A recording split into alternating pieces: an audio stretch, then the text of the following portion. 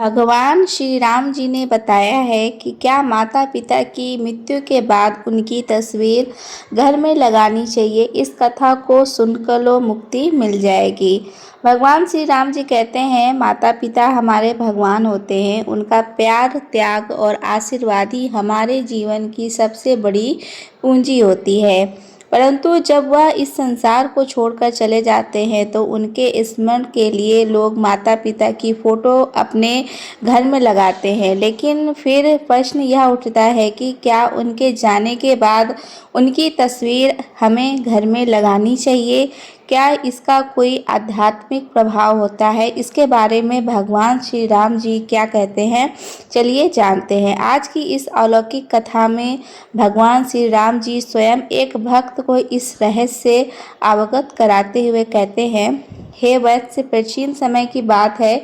एक दिन देवर्षि नारद धरती लोक पर भ्रमण कर रहे थे। उन्होंने देखा कि कुछ लोग मित्र व्यक्ति की चिता के पास खड़े होकर रो रहे थे और मन ही मन दुखी हो रहे थे। उसके कुछ समय बाद मित्र व्यक्ति के परिजन उस मित्र व्यक्ति की तस्वीर को अपने घर में लगा लिए थे और उनके समक्ष बैठकर उसको याद कर रहे थे। तो इस दृश्य को देखकर देवर्षि नारद आश्चर्यचकित हो गए और सोचने लगे थे कि आखिर इस व्यक्ति के मित्र के पश्चात इसके परिजनों से इनकी तस्वीर को घर में क्यों लगाया है। यह तो अब इस संसार से मुक्त हो गया है, अब इसकी तस्वीर इसके परिजनों के घर में क्या कार्य है? ऐसा करने से क्या होता है? क्या ऐसा करने से समस्त परिवार के व्यक्तियों को मित्र परिजन का आशीर्वाद प्राप्त होता है या इसका अन्य कोई अर्थ होता है? देवर्षि नारद उस दृश्य को देखकर कुछ भी समझ नहीं पाए। तो अपने प्रश्नों का उत्तर पाने के लिए देवर्षि नारद भगवान श्री हरि विष्णु जी के पास जाने का निश्चय करके चल लिए और भगवान श्री हरि विष्णु जी के पास पहुंचकर देवर्षि नारद जी उन्हें प्रणाम करते हैं और देवर्षि नारद को देखकर भगवान श्री हरि विष्णु जी समझ जाते हैं। अवश्य ही आज देवर्षि नारद कुछ शंका को लेकर आए हैं। भगवान श्री हरि विष्णु को देवर्षि नारद जी कहते हैं, हे ब्रह्मानंद देवर्षि नारद, वैकुंठ लोक में आपका स्वागत है। कहिए, आज किस प्रयोजन से आपका वैकुंठ लोक में आना हुआ है? आपकी चिंता क्या कारण है? आज आप अवश्य ही किसी शंका के निवारण हेतु ही उपस्थित हुए हैं। भगवान श्री हरि विष्णु जी की बात सुनकर देवर्षि नारद जी कहते हैं, हे प्रभु, आज मैं आपके पास यह जानने के लिए आया हूँ कि धरती लोक पर किसी मनुष्य की मृत्यु के बाद उसके परिजन उसकी तस्वीर को घर पे क्यों लगाते हैं? हे प्रभु, क्या ऐसा करना सही है? ऐसा करने से उन परिजनों को क्या लाभ मिलता है?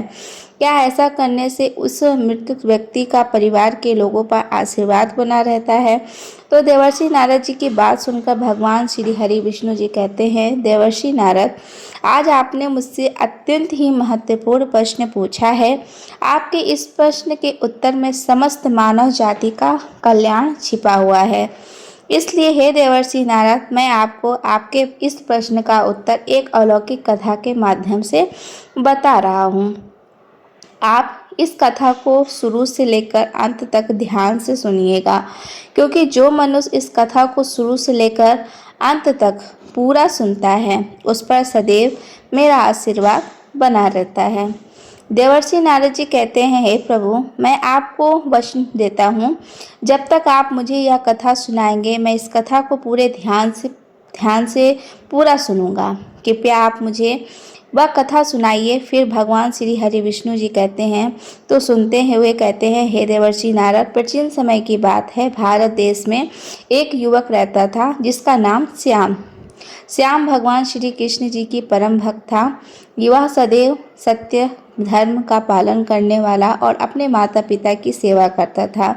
इसी प्रकार समय व्यतीत हो रहा था और वह अपने माता पिता के साथ सुखपूर्वक जीवन व्यतीत कर रहा था। श्याम की पत्नी का नाम सीमा था। सीमा भी सत्य धर्म का पालन करने वाली चरित्रवान तथा पतिव्रता स्त्री थी। श्याम बहुत ही मेहनती था। वह पूरे दिन निष्ठा से कार्य करता था। उससे जितना भी धन अर्जित होता था उससे अपने परिवार का पालन पोषण करता था। वह अपने माता पिता से बेहद प्रेम करता था। एक दिन श्याम के माता पिता का अचानक देहांत हो गया।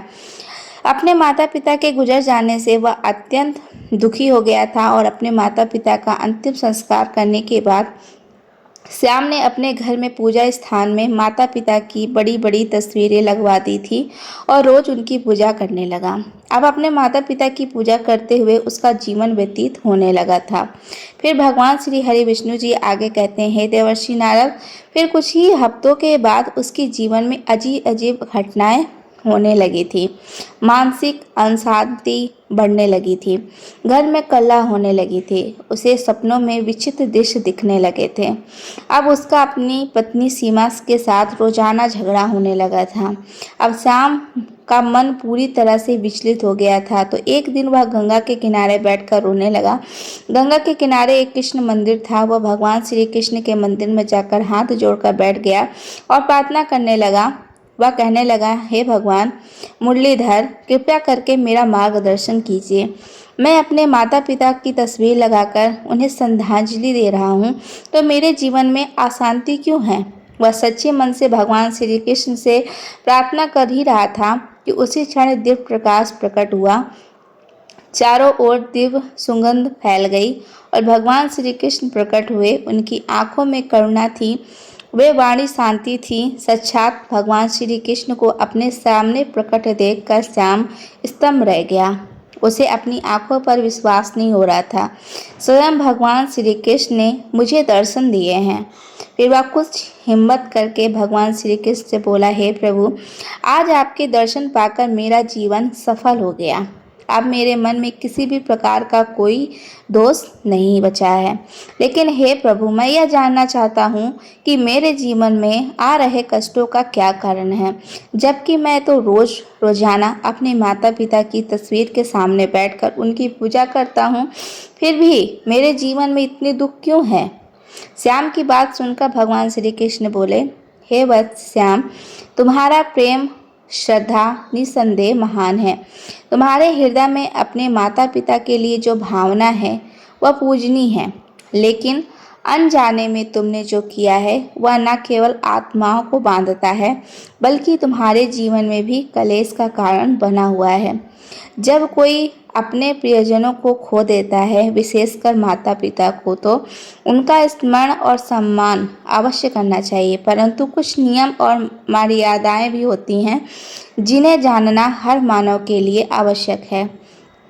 हे वैश्य सुनो, मैं तुम्हें 5 दिव्य बातें बता रहा हूँ जिन्हें हर मनुष्य को जानना बहुत जरूरी है।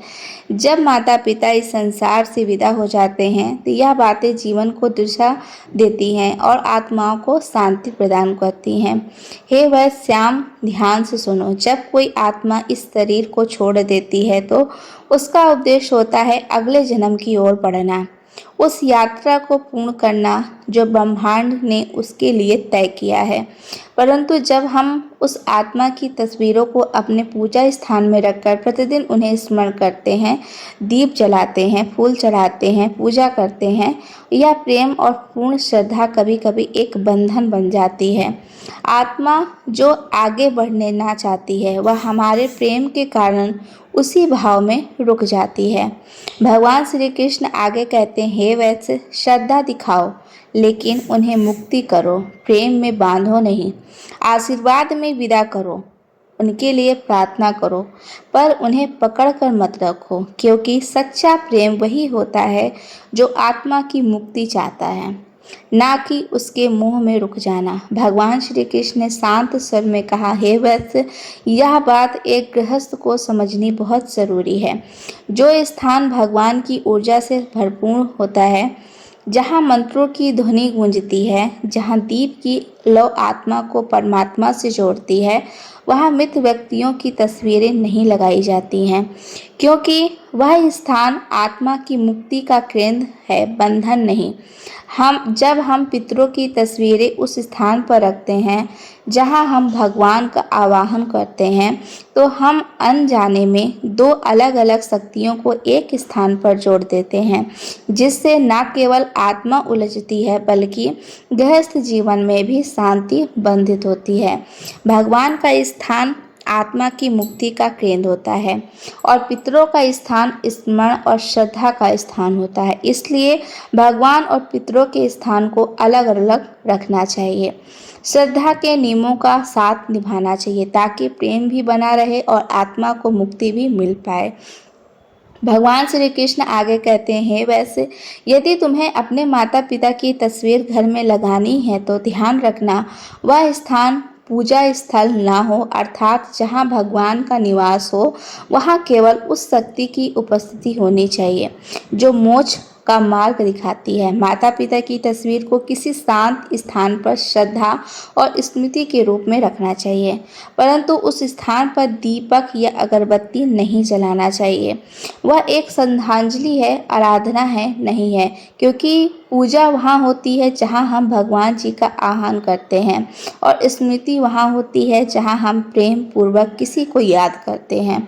भगवान श्री कृष्ण आगे कहते हैं, हे वैश्य, प्रेम और पूजा में अंतर समझो। आत्मा जा चुकी है, उसे सम्मान देना है, परंतु भगवान की उपासना और आत्मा की स्मृति के मार्ग को एक नहीं करना है। यही सच्चा धर्म है।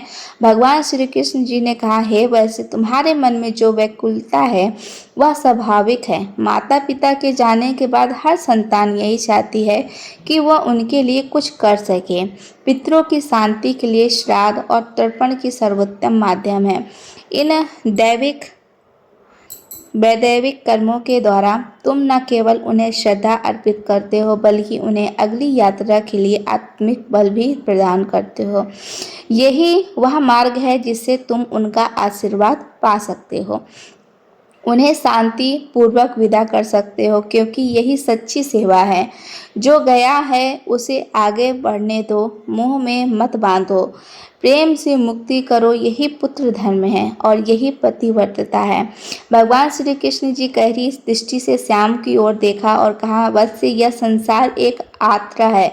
आत्मा आती है, अनुभव लेती है, फिर आगे बढ़ जाती है, लेकिन जब तुम मोह में डूब जाते हो तो तुम न केवल अपने हृदय को बांधते हो बल्कि उस आत्मा की गति को भी रोक देते हो। मोह आत्मा को रोकता है और प्रेम उसे मुक्त करता है। जो गया उसके नाम पर अच्छे कर्म करना चाहिए, गरीबों की सेवा करनी चाहिए, भूखों को भोजन वृक्षारोपण करना चाहिए। वह कर्म है जो तुम्हारे माता पिता के आशीर्वाद बनकर तुम्हारे जीवन में लौटेंगे। प्रेम को कर्म में बदलो, यही सच्ची श्रद्धांजलि है। तुम्हारे कर्म ही उनकी आत्मा की सबसे मधुर स्मृति होंगे जो उन्हें भी सुख देंगे और तुम्हें भी सुख देंगे तथा उन्नति की ओर ले जाएंगे। भगवान श्री कृष्ण ने श्याम को आशीर्वाद देते हुए कहा, हे वैश्य, तुम्हारे माता पिता तुमसे गहरा प्रेम करते हैं। उन्होंने अपना संपूर्ण जीवन तुम्हारे लिए समर्पित किया है। अब समय आ गया है कि तुम्हारा प्रेम उन्हें बांधने का नहीं, मुक्त कराने का माध्यम बने। यदि तुम अपने घर में सुख और शांति चाहते हो तो पहले उन आत्माओं को शांति दो जो अब इस लोक के नहीं हैं। श्रद्धा रखना आवश्यक है, उसे स्वयं से जोड़ो, अपने जीवन को ज्ञान या सजग बनाओ, तभी तुम्हारा प्रेम सच्चा कहलाएगा। हे वैश्य, हिंदू धर्म में घर में मित्र परिजन की तस्वीर लगाने की परंपरा एक गहरी आध्यात्मिक भावना है और संस्कृति से जुड़ी हुई है। इसके पीछे कई धार्मिक भावनाएं हैं और सामाजिक कारण हैं। मित्र परिजन की तस्वीर लगाने का मुख्य उद्देश्य उन्हें श्रद्धांजलि देना है और उनके प्रति आदर प्रकट करना है।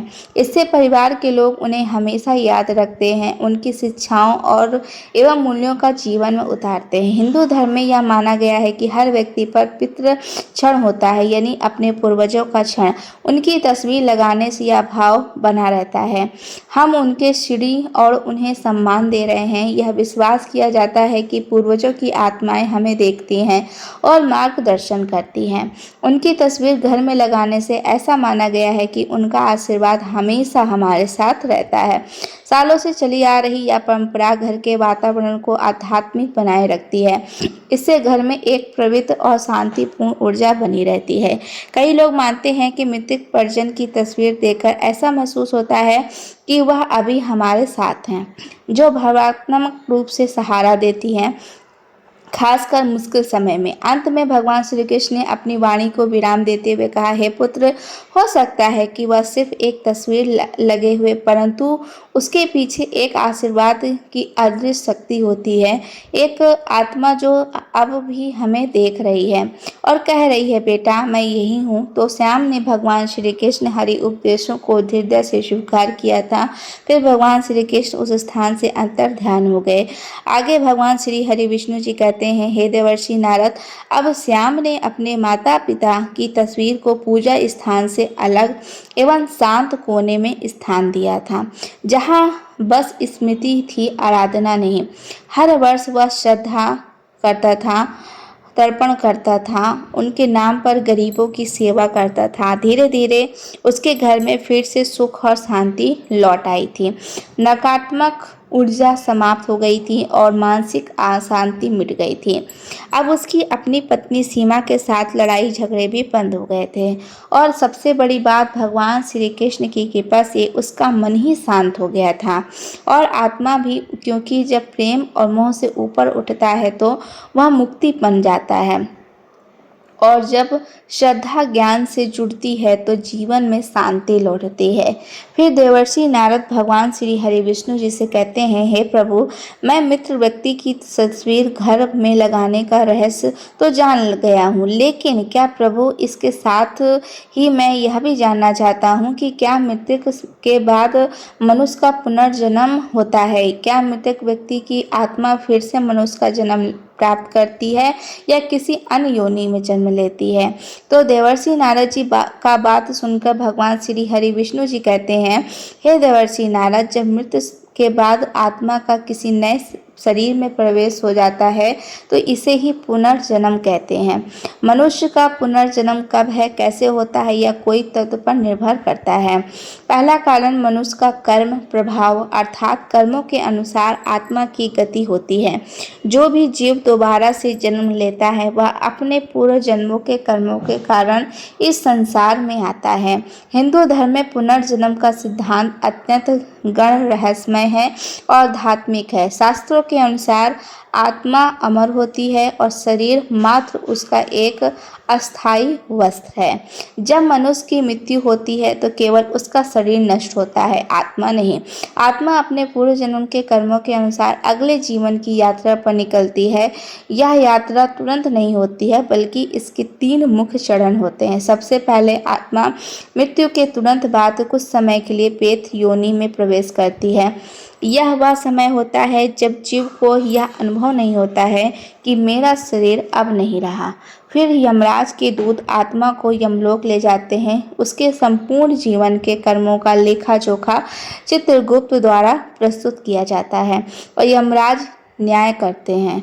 यदि पुण्य अधिक है तो आत्मा को स्वर्ग उच्च लोक की ओर भेजा जाता है।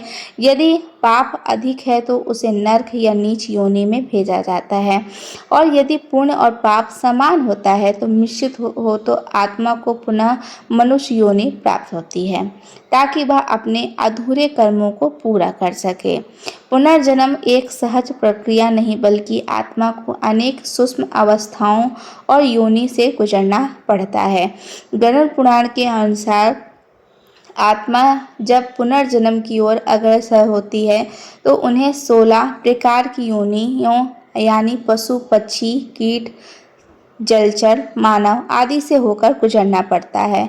उसके कर्मों पर निर्भर करती है। यदि किसी ने हिंसा, छल और पाप किया है तो पशु योनि, कीट या नरक में जन्म लेना होता है। वहीं जिसने सेवा, भक्ति और धर्म का पालन किया है उसे दिव्य योनि या पुनर्मानव जन्म प्राप्त होता है।